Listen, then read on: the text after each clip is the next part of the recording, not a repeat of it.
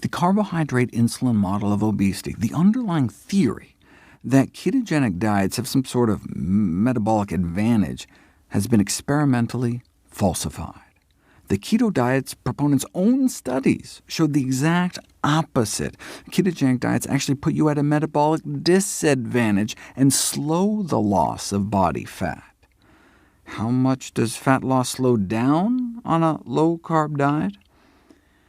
If you cut about 800 calories a day of carbohydrates from your diet, you lose 53 grams of body fat a day. But if you cut the same number of fat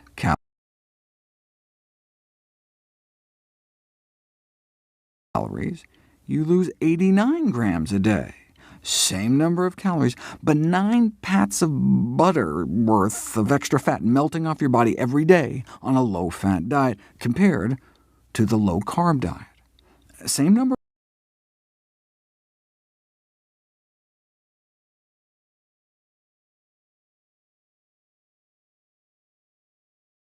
of calories, but about 80% more fat loss when you cut down on fat instead of carbs. Here's the graph.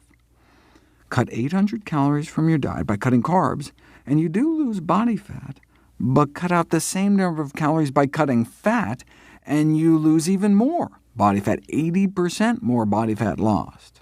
The title of the study speaks for itself. Calorie for calorie, dietary fat restriction results in more body fat loss than carbohydrate restriction in people with obesity. But just looking at the bathroom scale, though, would mislead you into thinking the opposite. After 6 days on the low-carb diet, study subjects lost 4 pounds. On the low-fat diet, they lost less than 3. So step on the scale, and it looks like the low-carb diet wins hands down.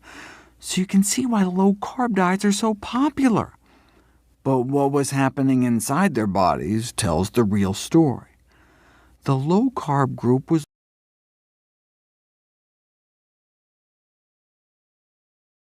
losing mostly lean mass, water and protein. This loss of water weight helps explain why low-carb diets have been such cash cows for publishers over the last 150 years. That's their secret. As one weight loss expert noted, rapid water loss is the $33 billion diet gimmick.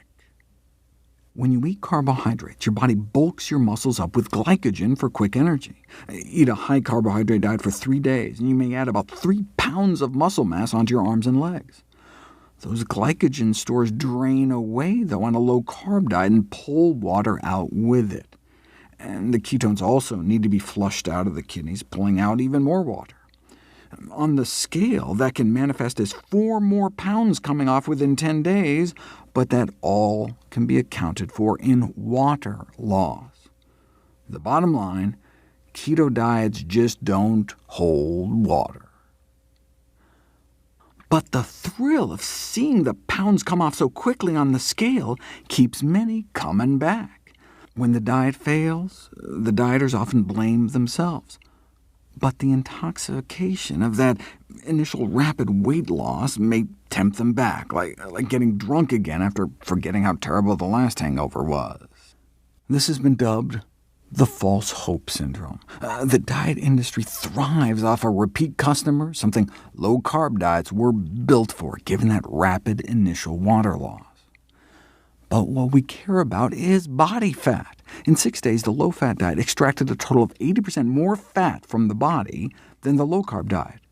That's not just one study. If you look at all the controlled feeding trials, where researchers compared low-carb diets to low-fat diets, swapping the same number of carb calories for fat calories, or vice versa, if a calorie is just a calorie, then all the studies should have crossed that zero line in the middle, and indeed, 6 did. One study showed more fat loss on a low-carb diet, but every other study favored the low-fat diet.